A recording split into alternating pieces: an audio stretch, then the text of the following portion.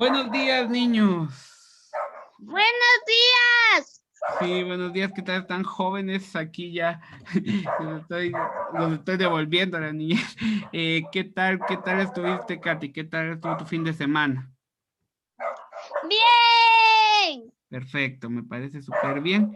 Y bueno, el día de hoy, después del largo trayecto que tuvimos dentro del proyecto de vida en nuestra clase de seminario, entramos con un nuevo proyecto un poco más complicado todavía. ¿Cuál es? El proyecto Nación. Así que, bueno, Katy, ¿tú ya tienes una idea de más o menos qué sería el proyecto Nación? No. No, ok. Pues aquí Chems nos va a contar un poquito, nos va a acompañar en un viaje para saber qué es el proyecto Nación. Y primero vamos a platicar un poquito de cuál es la diferencia entre nacionalidad, Estado, nación, ciudadanía y etnia. Muy bien. Así que primero el Estado. El Estado es un conjunto de instituciones que poseen la autoridad y potestad para establecer las normas que regulan una sociedad, teniendo soberanía interna y externa sobre un territorio determinado. Como ya habíamos comentado en la clase de sociales, el Estado es el encargado de hacer las leyes que van a hacer que todos ciudadanos podamos vivir de la mejor manera. Además, también el Estado es el encargado de regular, pues, un cierto, una cierta área geográfica que ocupa su país, obvio y respectivamente. Por ejemplo, Guatemala, si nosotros miramos mapas, es esa cosita chiquita que está ahí, y eso es lo que gobierna el Estado de Guatemala. Obviamente, el presidente de Guatemala o el Congreso de Guatemala no podrían tomar decisiones a México, por ponerte un ejemplo, que el Estado solo tiene jurisprudencia, o sea, solo puede tomar decisiones dentro de su mismo país.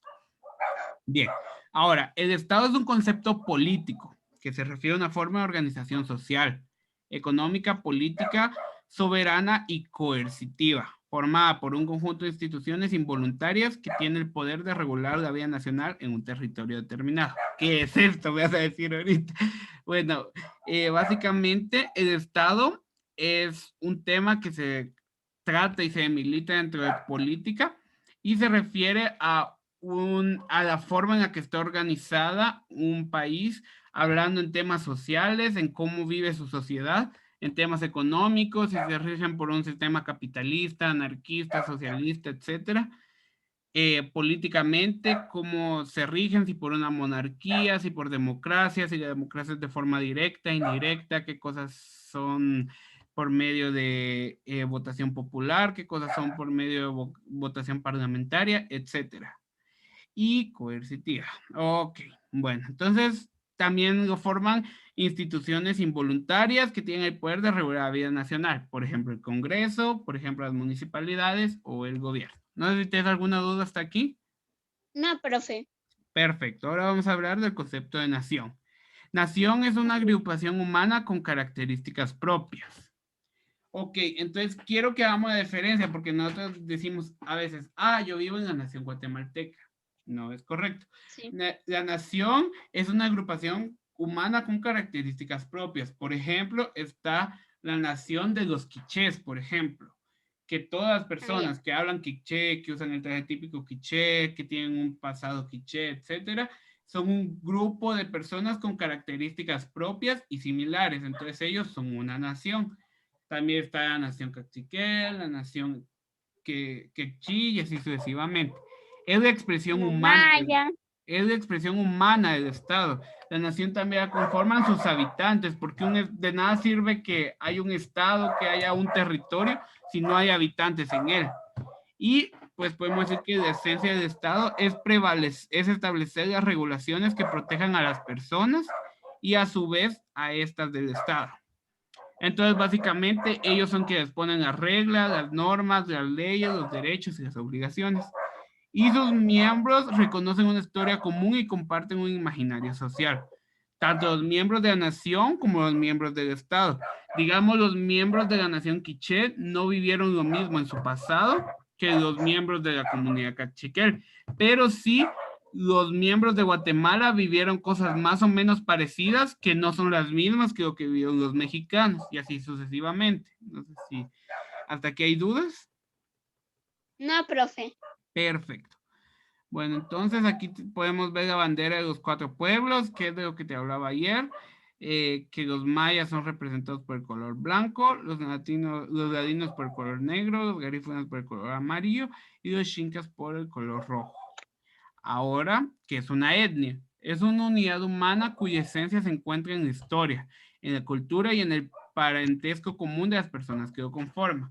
Básicamente una etnia es un grupo de personas que tuvieron una historia en común, que pasaron por cosas similares, que tienen una cultura similar, que usan un traje típico similar, que hablan un idioma similar, que tienen un arte similar, etcétera, y que tienen un parentesco común, que suelen ser básicamente provenir de las mismas familias, provenir del mismo imaginario social, etcétera.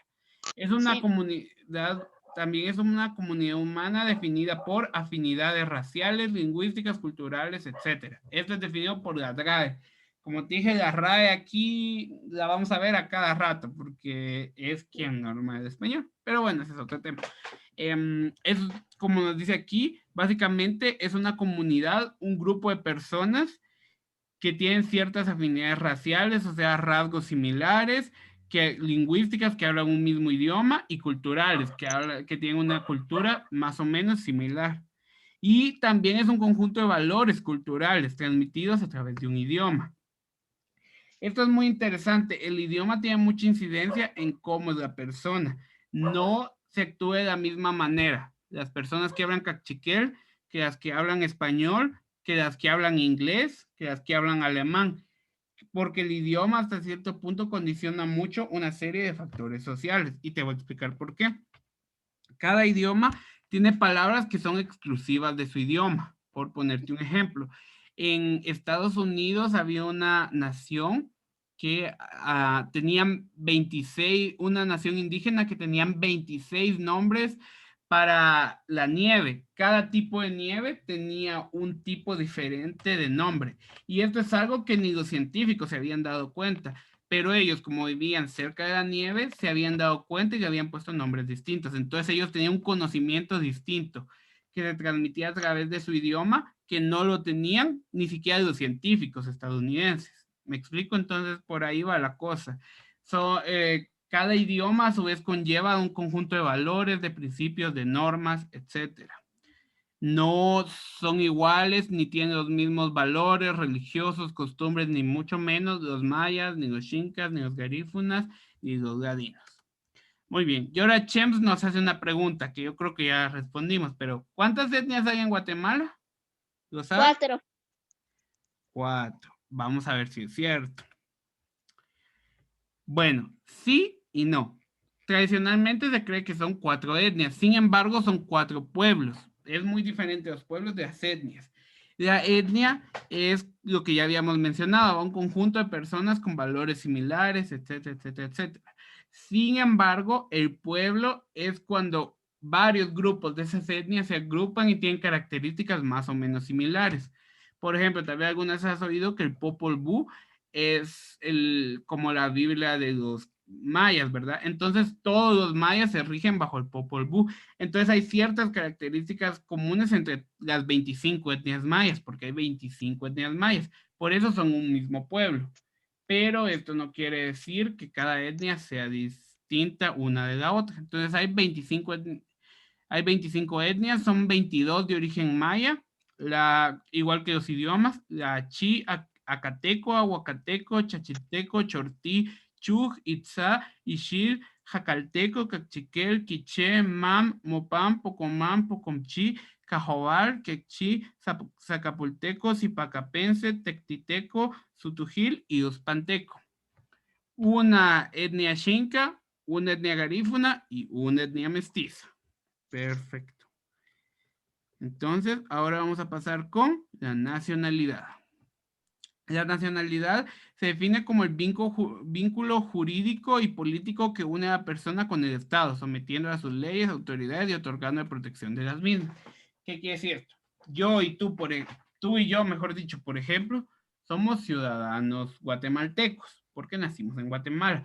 Entonces a nosotros se extiende un documento, que en este caso es la fe de edad para los menores y el DPI para los mayores, que quiere decir que nosotros somos guatemaltecos y que nosotros nos regimos por lo que las leyes que hay en Guatemala. ¿De acuerdo? Ok. Ahora, también es una condición que reconoce una persona la pertenencia a un estado o nación, lo que conlleva una serie de derechos y deberes políticos y sociales, más o menos de lo que ya hablaba. Ahora, ¿qué es la ciudadanía? La ciudadanía es un derecho que goza cierto sector del pueblo o del Estado. Otorga la facultad de participar en el gobierno, ya sea directa o indirectamente. Es diferente ser ciudadano que tener una nacionalidad guatemalteca. Por ejemplo, nosotros dos tenemos la nacionalidad guatemalteca, pero la ciudadanía solo tienen los mayores de 18 años, que son quienes ya pueden votar, por lo tanto ya son ciudadanos, que ya tienen ciertos derechos y obligaciones que no tienen los menores de edad. Según Sánchez Viamonte, la ciudadanía es una institución que habilita para el ejercicio de todos los derechos políticos, como votar, como poder fiscalizar, etcétera, etcétera, etcétera. Y comporta deberes y responsabilidades correlativos respecto del Estado. Muy bien, aquí hay un poco más sobre esto, pero lo vamos a dejar por aquí. Bueno, ahora el proyecto Nación va a buscar apoyar con los 17 objetivos de desarrollo sostenible, entre los cuales solo vamos a ir mencionando algunos: el fin de la pobreza, básicamente, que se acabe la pobreza, creo que se entiende; el hambre cero, que deje de haber desnutrición; salud y bienestar, que haya un sistema de salud correcto, que incluya tanto la salud mental, física y social; educación de calidad, que de educación, que de esto podría hablar mucho, pero no hay tiempo, que la educación sea una educación que responda a las necesidades de la población; igualdad de género, que hombres y mujeres tengan iguales derechos y obligaciones; agua limpia y saneamiento, que todos los pueblos, que todas las personas de todos los países tengan acceso a agua en buenas condiciones; energía asequible y no contaminable, energía que no contamine, creo que eso se entiende bastante bien; trabajo decente y crecimiento económico, que todas las personas puedan tener acceso a un trabajo y que ese trabajo no solo tenga acceso a un trabajo, sino que ese trabajo sea un trabajo en el que les paguen lo justo, tengan horas de trabajo justas, tengan el equipo de trabajo justo, etc. Industria, innovación y infraestructura, reducción de las desigualdades, que esto lo hablábamos en otra clase, que las poblaciones que tienen ciertas características por las que son un grupo vulnerable puedan tener las mismas oportunidades que quienes no pertenecen a ese grupo vulnerable; las ciudades y comunidades sostenibles, que todas las ciudades lleven un nivel medioambiental correcto; la producción y consumo responsables; la acción por el clima, preocuparnos ya por el clima, por bajar el calentamiento global y todo eso; la vida submarina, preocuparnos también por la vida que hay en el mar; la vida de ecosistemas terrestres, rescatar los bosques y áreas protegidas; paz, justicia e instituciones sólidas, que llegue a haber la paz algún día en el mundo; y alianzas para lograr los objetivos. En teoría, alianzas para lograr los objetivos quiere decir que, por ejemplo, Estados Unidos tiene que apoyar a Guatemala, que es un país más pobre, para conseguir esto, cuando ellos ya lo consigan. Entonces, teóricamente estos objetivos se suponía que para el 2030 se tenían que haber alcanzado, pero yo creo que ya no vamos a llegar. Pero igual se puede hacer el intento y nosotros tenemos que poner un cachito de esfuerzo para conseguir esto en nuestro país y en nuestro contexto. Y para eso es que vamos a hacer el proyecto de Nación y más adelante el proyecto de investigación-acción. ¿Sí? Profe, perdón que le interrumpa, pero No se preocupe. uno no debe de poner un cachito, debe de poner bastante de su parte. Me parece, esa es la actitud y me gusta que entremos así a esta clase. Bueno, en Guatemala 3 millones de personas viven en extrema pobreza. Como podemos ver, este es un dato alarmante. Son personas que no están teniendo acceso a una educación, ni a una vivienda, ni a salud de calidad. Y nosotros tenemos que hacer algo por cambiar esto. Aquí podemos ver que, de acuerdo a Sergio Rosales, asesor profesional de la Subdirección de Evaluación Social del MIDES, el 61.1% de los guatemaltecos son multidimensionalmente pobres. De estos, casi la mitad carece de 7 a 8 indicadores. Los indicadores son que tenga acceso a servicios de salud, que puedan ir a un hospital cuando se enfermen y todo eso. Seguridad alimentaria, que no hayan embarazos en adolescentes, que cuando hay un embarazo hay un cuidado prenatal, que haya asistencia escolar, o sea, que vayan a la escuela, que lleguen a los años de escolaridad necesarios, o sea, por lo menos el ciclo básico, que no haya rezago educativo, que no pierdan muchos alumnos, que haya un cuidado infantil, que haya un cuidado de los niños, que no exista el empleo informal, que no haya trabajo infantil, que los materiales de vivienda sean los correctos, que haya un hacinamiento correcto, que haya combustible para cocinarse, a gas, leña, etcétera, que tengan acceso al agua y que tengan acceso a energía eléctrica. Bueno, la incidencia en la pobreza en el área rural es el doble de la reportada en el área urbana. Quiere decir que las personas del área rural viven en condiciones mucho más difíciles que las personas de la área urbana, con 40.3 y 82.5 respectivamente. Bueno, probablemente en el área urbana ya tengamos satisfecho el saneamiento, la energía eléctrica, pero quizás tengamos más problemas de trabajo infantil, más problemas de inasistencia escolar, etcétera, como nos según Rosales. Y el experto menciona que en el norte del país los pobladores incluso carecen hasta de los 10 indicadores que hay aquí, no tienen ninguno. Muy bien, y entonces nosotros, ¿qué vamos a hacer para cambiar esto? Y aquí llega el Proyecto Nación.